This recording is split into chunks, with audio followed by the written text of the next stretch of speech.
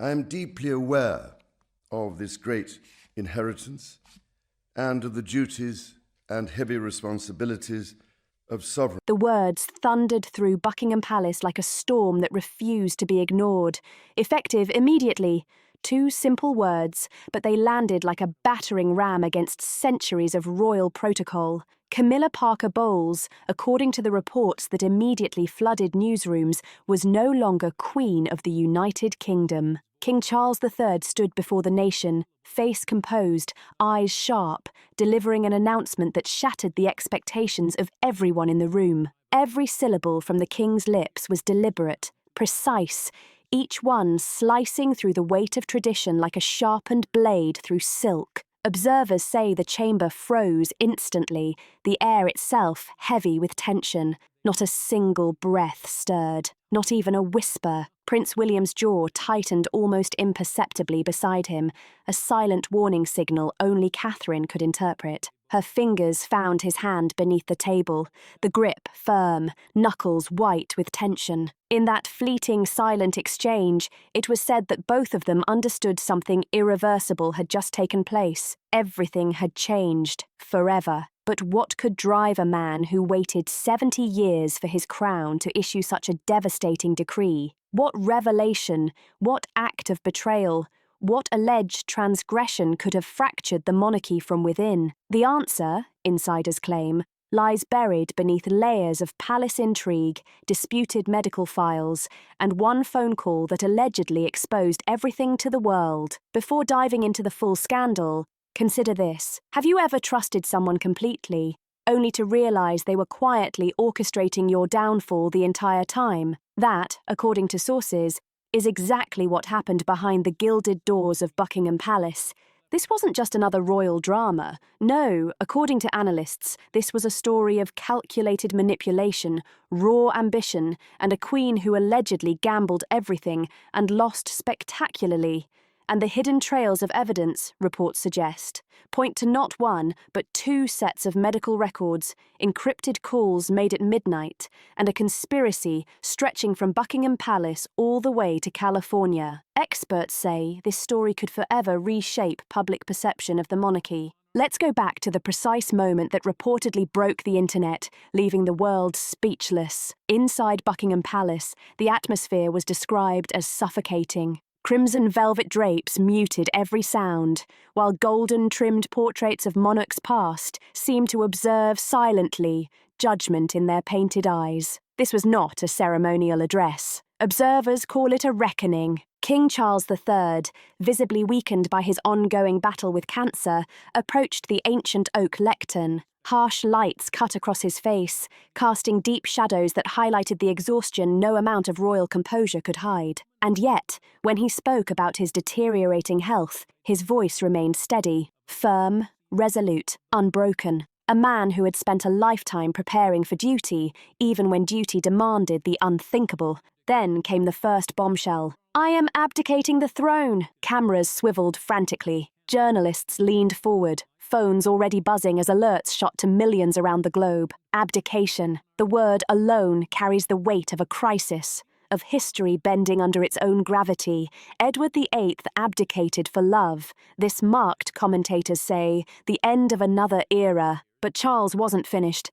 Not by a long shot. His gaze reportedly shifted sharply toward Queen Camilla, radiant in emerald green, the very picture of regal composure. A woman who had survived decades of public scrutiny and finally claimed her crown. According to insiders, she expected this moment to honor Prince William. A ceremonial passing of power, her role, the dignified stepmother, facilitating the transition. What she didn't anticipate was what came next. Queen Camilla is hereby stripped of all royal titles and privileges. Sources claim the room tilted on its axis.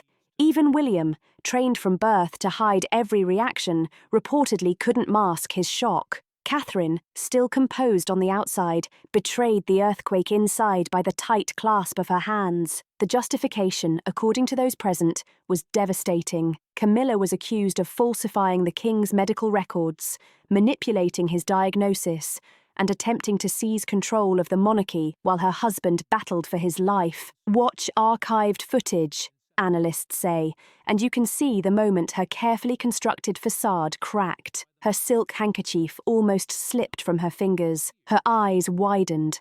Not with fear, but disbelief. She had allegedly prepared for every scenario, every contingency, every potential threat, except this one. Except exposure by the very man she thought she could deceive. Pause and imagine that moment. Think about the cold calculation, the precision, the sheer audacity allegedly required to alter a spouse's medical records while that person was battling cancer. The press conference dissolved into chaos. Journalists shouted over one another. Phones rang endlessly. Royal decorum shattered like fine china dropped on marble. William and Catherine departed swiftly. Their silence spoke louder than any statement, moving like people escaping a building on fire, according to eyewitnesses. Within minutes, the world erupted. Headlines screamed across London, New York, Tokyo, and Sydney. King abdicates. Queen betrayed. Every screen, every time zone, every conversation consumed the shocking revelation. Public opinion fractured. Analysts note it split the country down the middle.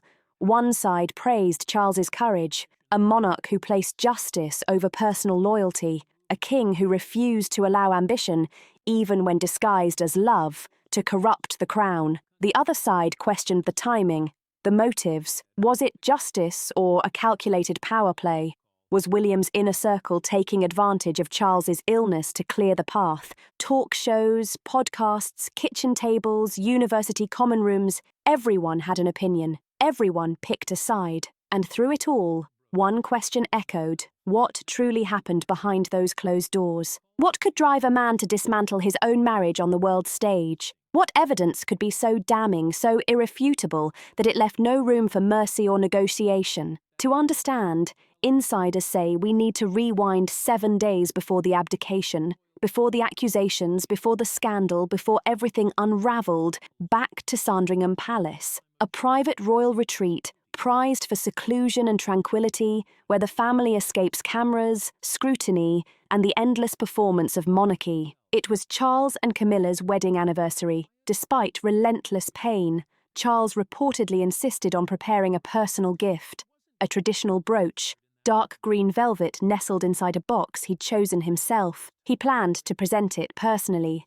a quiet, intimate gesture for the woman he had devoted his life to. Picture him moving slowly through dim corridors, lantern flickering shadows across ancestral portraits. He wasn't King Charles III in that moment. He was just a husband seeking a private, sacred moment with his wife. Then he heard her voice, normally warm, slightly husky, calming. But this time it was sharp, commanding. She was on the phone. Protocol dictated he announce himself.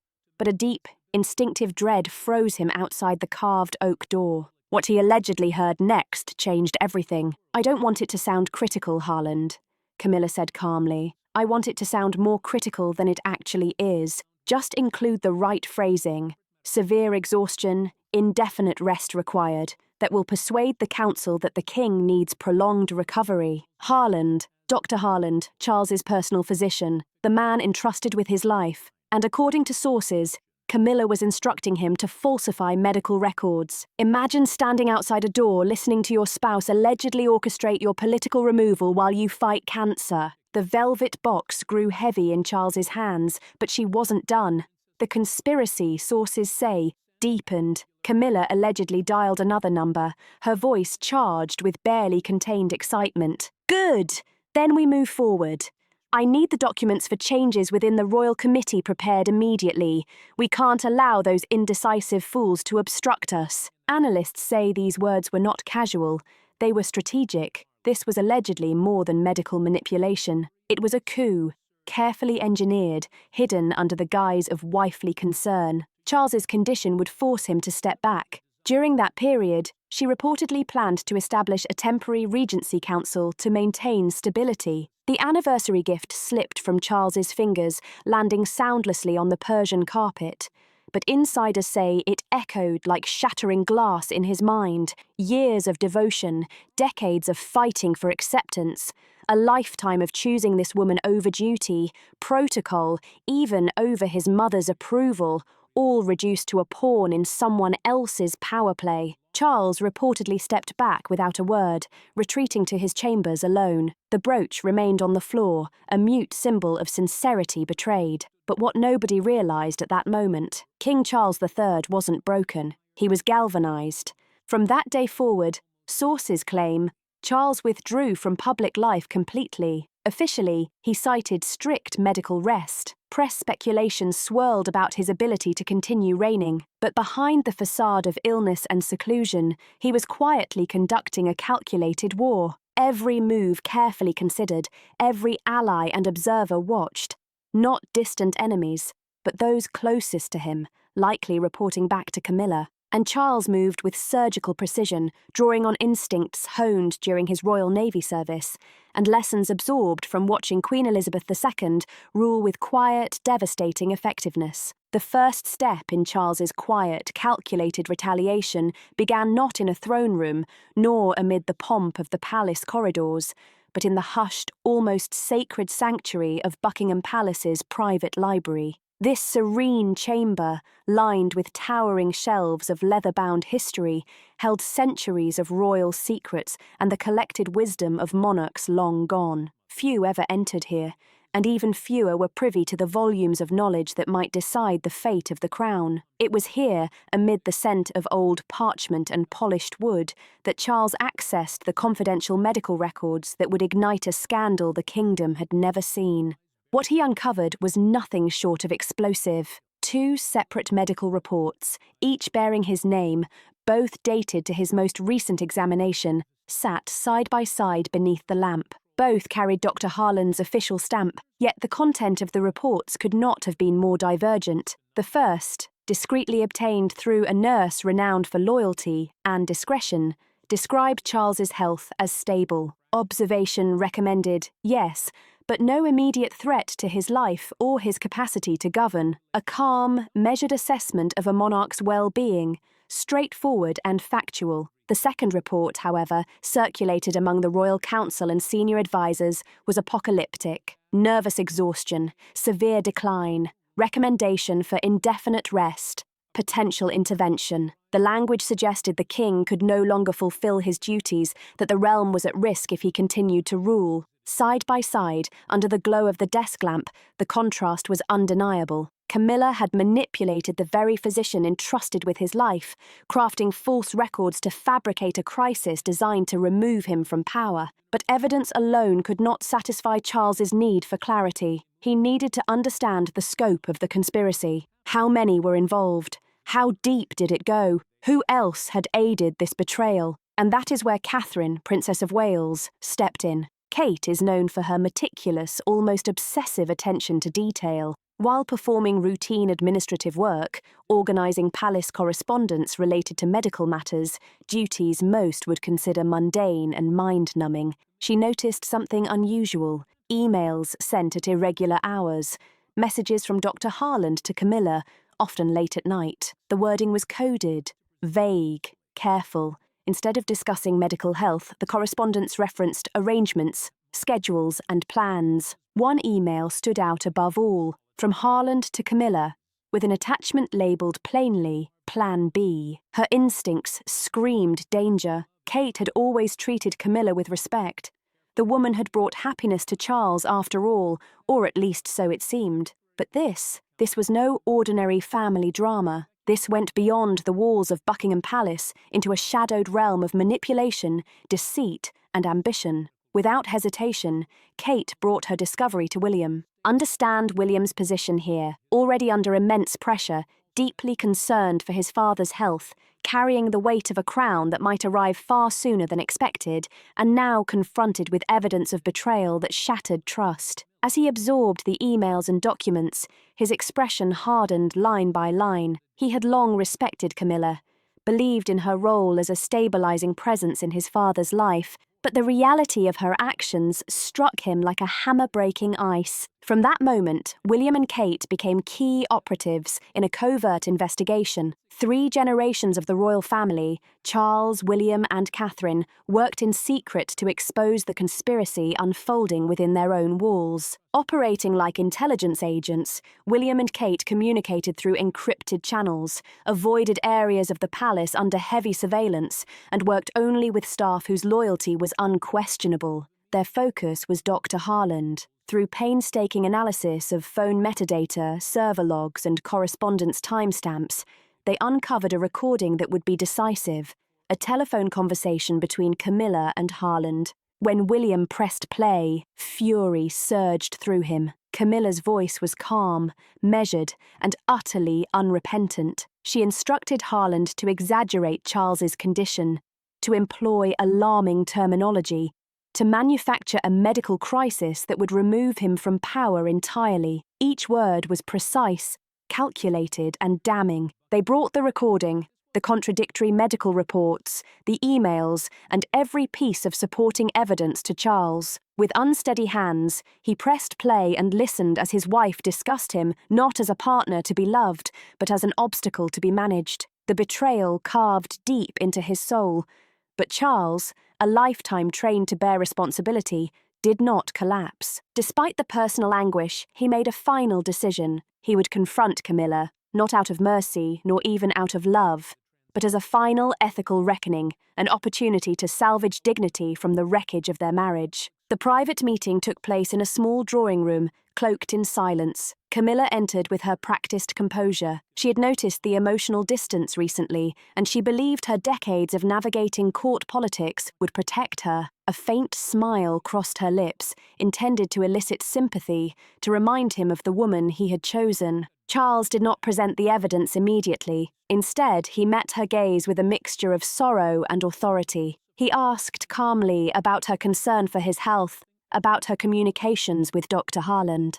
Camilla denied everything. Softly, meticulously, she framed her actions as misinterpreted concern for the king, even suggesting that jealous courtiers had fabricated the allegations to undermine her position and fracture their marriage. Her denials were flawless, yet completely devoid of remorse, extinguishing the final ember of hope within Charles. In that instant, he understood with absolute clarity. There was no regret, only strategy. When Camilla departed, still cloaked in the posture of the wronged, Charles knew his course was set. Personal anguish could not outweigh his duty as king. He would not leave William a monarchy poisoned by deception. Summoning his private secretary, Charles made his decision absolute, immediate abdication. The crown would transfer to Prince William without delay, and Camilla's plot, along with all supporting evidence, would be presented to the Royal Council in full. Justice would be transparent, public, and undeniable. At his desk, Charles signed the abdication decree, each stroke heavy with the weight of decades. He also wrote a personal letter to Camilla, intimate, stripped of ceremony, sealed but never sent. Necessary, he felt, to honour his conscience, even if the words would remain private. He wasn't just ending a reign. He was closing a chapter of his life defined by sacrifice, patience, and duty. 70 years waiting for the crown, finally achieving it, only to surrender it less than 2 years later, not because of illness, but because of betrayal. Duty over personal happiness, justice over love. The days that followed reshaped Britain. The coronation of King William V was not merely ceremonial, it was catharsis. William and Catherine stood on the palace balcony with composure, calm authority, and the reassurance of integrity restored. The public witnessed not just a new monarch, but the purification of the monarchy itself. Media narratives shifted. Sensational headlines gave way to praise for Charles's moral courage and William's decisiveness. The ordeal, painful as it was, restored confidence in the crown. Meanwhile, Camilla's departure was ghostly, stripped of titles, removed quietly from the palace, permitted to take only a few personal items, leaving without ceremony, fanfare, or words of farewell. Isolated in the southern countryside, once proud and ambitious, she now faced solitude, silent and enduring, a punishment heavier than any visible sanction. Charles withdrew entirely from public life, retreated to a private estate, dedicating himself to quiet, recovery, and reflection. Here, away from the capital, he found unexpected peace. Though he had surrendered both crown and companion, he regained something far more vital: clarity of conscience. In solitude, Charles began writing beyond formal documents. Memoirs chronicled the final chapter of his reign, the discovery of betrayal, the secret investigation with William and Catherine. The day judgment was passed before the royal council. In his reflections, he explored the anguish of holding someone you love accountable and the strange liberation found in placing duty above personal emotion. One passage stands out: the letter to Camilla, never sent, resting quietly on his desk, a relic of devotion, conflict, and disillusionment. Charles understood no words could capture the depth of his heartbreak or the finality of their separation. Love can blind, obscuring judgment for years. Justice never does. It demands clarity, absolute and unforgiving, even when that clarity destroys personal happiness. But the story didn't end there. Camilla's plot was not the only conspiracy threatening the royal family. While Charles wrestled with betrayal, Catherine uncovered another war, one stretching all the way to California, involving falsified DNA tests, forged documents, and attempts to undermine Prince George's legitimacy. The investigation revealed encrypted messages, clandestine facilities handling documents, and financial transactions traced to accounts linked to Meghan Markle's personal secretary. Kate didn't stumble onto this by accident. She hunted it down with the same meticulous precision she had applied to Camilla's emails, leaving no stone unturned, no email unexamined, no trace of deception unchecked. The tangled web of deceit surrounding Prince George's parentage began unravelling in a nondescript facility on the outskirts of London, far from the grandeur of Buckingham Palace. What appeared at first to be a routine laboratory turned out to be a carefully orchestrated centre for falsified DNA reports. The team operating there had received covert instructions to cast doubt on George's legitimacy, an audacious attempt to undermine the royal line. When confronted with financial transfer evidence, emails, and coded communications, the facility director broke down. His voice trembled as he confessed. "I received orders from an intermediary," he said, detailing the design samples, the steps taken to manipulate the results, and the intricate layers of money that had flowed through 3 separate accounts to fund the operation. Kate's meticulous attention to detail had uncovered the full scope of this sinister plan. She compiled everything: fake reports, bank transfers, email threads, signed confessions, and technical analyses into a single, incontrovertible dossier.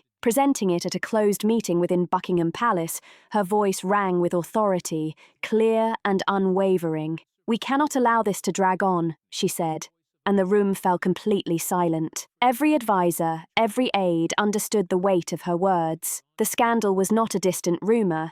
It was real, it was calculated, and it demanded immediate action. The subsequent public press conference was devastating in its precision. Kate stepped before the cameras, poised and calm, yet fierce, methodically dismantling the conspiracy piece by piece. The nation watched as she presented the new DNA results, conducted under the strict supervision of the Royal Laboratory and verified independently. The findings were undeniable.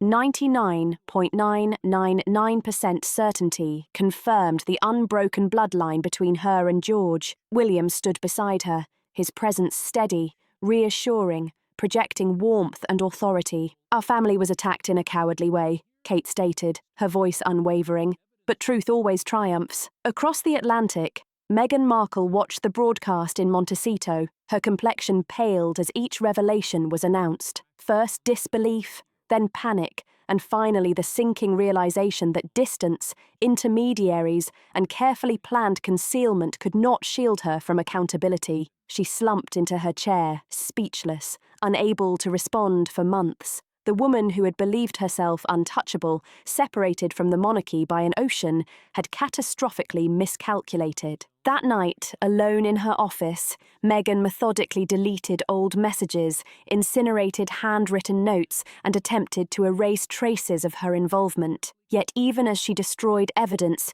she knew it was too late. Digital footprints, financial trails, witness testimonies, Some things could never be undone. Lawyers called repeatedly, warning her of a storm gathering, signals of mounting legal and public scrutiny. She thought fleetingly of George, the innocent boy who had only occasionally crossed her path. A pang of remorse passed briefly before being quickly replaced by fear for her own future. Harry entered the room, concern etched across his face, asking what had happened. Meghan could only shake her head. The conspiracy she had orchestrated, believing herself insulated by geography and plausible deniability, had collapsed entirely. For the first time, the reality of consequences hit. The reckoning was inevitable, and the world was watching. Meanwhile, back in Windsor, a quieter but no less significant war was drawing to a close. Peace, tentative yet growing, began to settle over the palace. Kate, ever vigilant, sat beside George in the nursery, reading aloud as she often did. The boy's laughter rang through the room,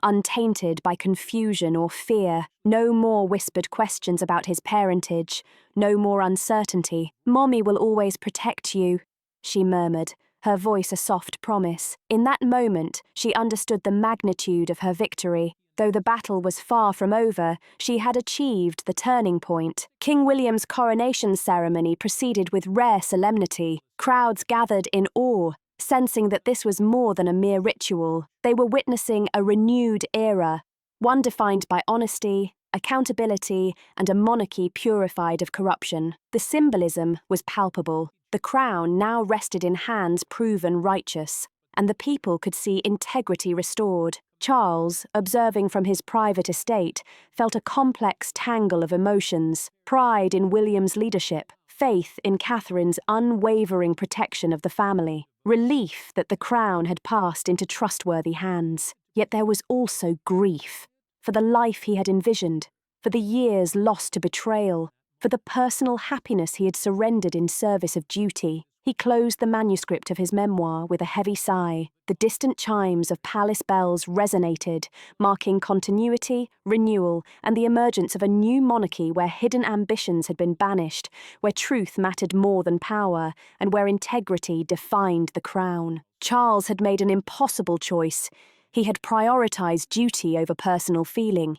He had exposed betrayal even when it threatened to destroy his own happiness. Some might call it courage, others might call it cold calculation. But imagine the scenario: discovering that your life partner, the person you had fought for, sacrificed for, and waited decades to marry, was systematically betraying you while you battled illness. What would you do? Would you protect the institution or the relationship? Could you forgive? Could you maintain the dignity of your family while navigating personal devastation? Charles chose the crown, not because he loved power, but because some betrayals were simply too fundamental to ignore. In doing so, he gifted his son and his country a clean slate, an opportunity to rebuild trust and legitimacy. The story of King Charles's abdication, Camilla's downfall, and Meghan's reckoning will be studied for generations. It is a reminder that even in the 21st century, even amidst social media, instant news, and celebrity scrutiny, the monarchy operates by ancient rules. Rules where betrayal carries consequences, where duty surpasses emotion, and where justice remains absolute. At the heart of this crisis were three women: Camilla, whose ambition cost her everything; Meghan, who conspired from afar and faced a reckoning; and Catherine, who fought quietly, relentlessly, and succeeded in protecting her family. Three men were tested: Charles, who chose integrity over personal happiness; William, who embraced a crown he had never anticipated so soon; and George, an innocent child who endured the fallout of adult ambition. But here is the question I leave with you. Was King Charles's decision to abdicate and expose the truth an act of duty, a moral choice prioritizing the crown above personal happiness, or a personal act of vengeance against betrayal? Justice or revenge? Duty or heartbreak? Courage or cruelty? The answer depends on your perspective. Should monarchs be held to higher standards than ordinary people? Should love ever excuse betrayal? What do you think? Drop your thoughts in the comments below. Was Charles right to expose Camilla publicly? Could their marriage have been salvaged if he had chosen privacy? And what about Meghan's conspiracy? How far should accountability reach? If you found this story as gripping as I did, smash that like button, share it with someone who loves royal drama. And don't forget to subscribe because trust me, the story isn't over yet. Repercussions are still unfolding, legal consequences remain pending, and the monarchy is entering entirely uncharted territory. Remember, in the game of crowns, truth is the only weapon.